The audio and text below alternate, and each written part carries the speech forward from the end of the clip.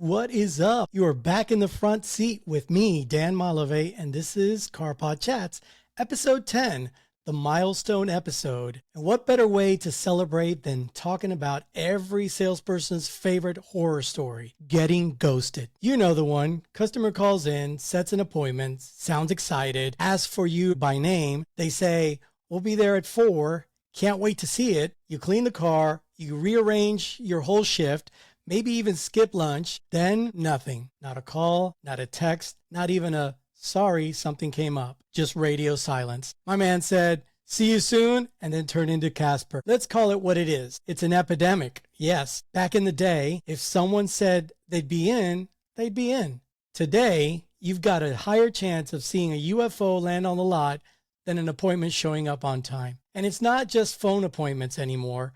We're getting ghosted on text confirmations, CRM follow-ups, even after video walkarounds. It's wild. And the worst part, half of them booked online. They chose the time. They said, "I'll be there at 2:15. You show up at 2:14 looking sharp, and at 2:45, you're pacing like a jilted prom date. Why do customers flake? I thought about this a lot. Why do people ghost? Here's what I've come up with. They're scared. Buying a car is a big deal. Commitment issues. They're shopping 5 stores at once. Whoever answers last gets the appointment.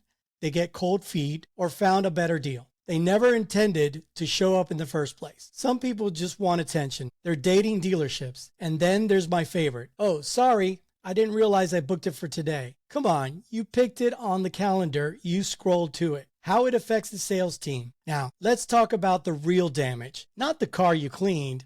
Not the time slot you blocked. I'm talking about mental energy. Ghosting is emotionally taxing. Every salesperson knows that pain of getting hyped for a real buyer, then being stood up like a bad Tinder date. It kills momentum. It clogs the CRM with dead leads. And if you're a sales manager, you start getting those "what happened to your guy" looks from the GSM. You ever set a car out front, prepped, and had to awkwardly park it back inside 2 hours later? I have.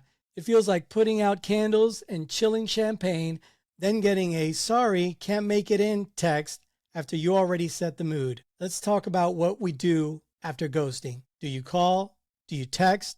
Do you act like they still exist? I say yes, but with grace. No desperation. Here's my favorite text. "Hey, just checking in. Everything all right? I had the vehicle ready for you. Hope everything's okay. Let me know if you'd like to reschedule." That message hits. It's human. And it opens the door without you looking needy. Now, let's get tactical. How do we reduce ghosting? Here are my best moves. Double confirm the appointment, especially the day of, with a real conversation or text. Add urgency. "We've got a lot of activity on that vehicle today.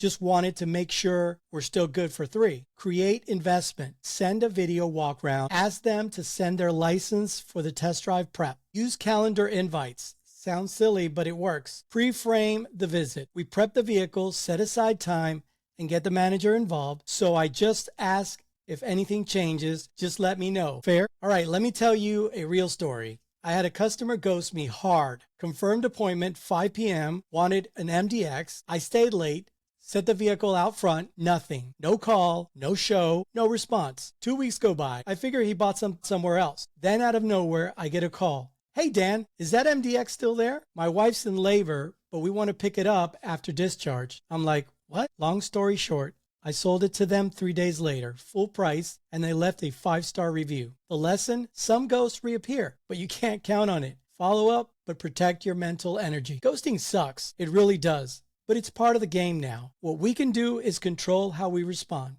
Stay calm, stay professional, and remember, you're planting seeds, not chasing shadows. Sometimes that ghost will pop back in your CRM like a zombie from a sequel, and if they don't, on to the next one. I'm Dan Malavé, and this has been episode 10, CarPod Chats. Thanks for rocking with me. Don't forget to subscribe, leave a review, and hey, show up to your appointments, folks. See you next time.